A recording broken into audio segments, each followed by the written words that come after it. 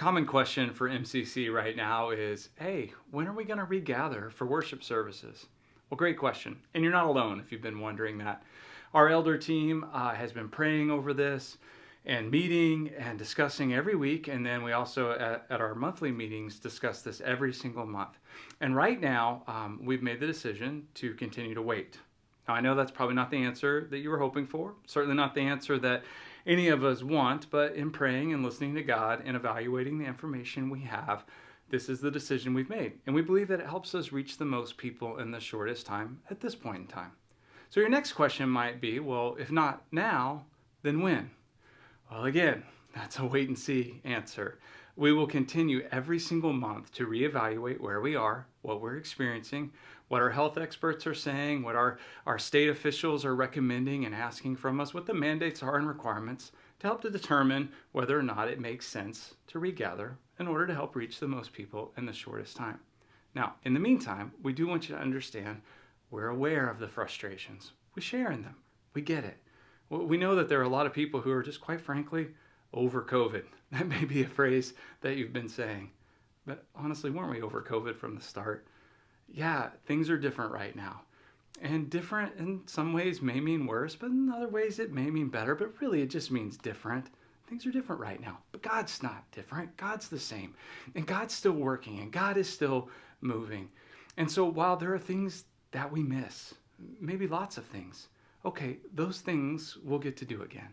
We will utilize our buildings again in the future. We will be able to regather for worship. And when we do, it will be sweet, beyond sweet. It will be such a joyous celebration as we rejoice in all that we've seen God doing as we've had this opportunity to really focus on being the church. And guys, I want you to know, I couldn't be more proud of you. I'm so thankful for you that while things are different than we wanted or different than we would have planned or hoped for, that we haven't sat around and just focused on what we can't do. Instead, as a church, we've said, all right, what can we do? What are our opportunities? And our homes have been transformed into worship centers. Our hearts and minds and our attitudes have become much more like that as the body of Christ.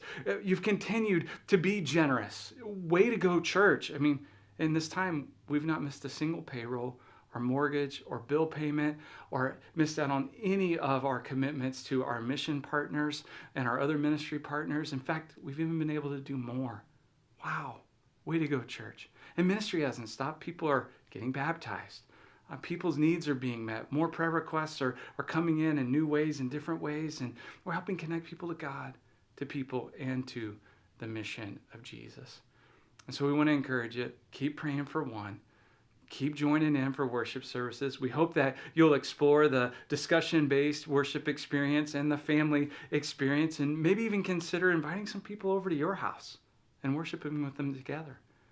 And certainly, we hope that you'll get connected with a group. We have many opportunities for that. But in the meantime, we appreciate your patience, your prayers, your support, your understanding. And let's go, church. This is a great opportunity for us to continue to press into all that God has. And I can tell you, I know for a fact, really soon, I'm going to get to share even greater things than this with you. And I can't wait to see what God will do next. Let's go.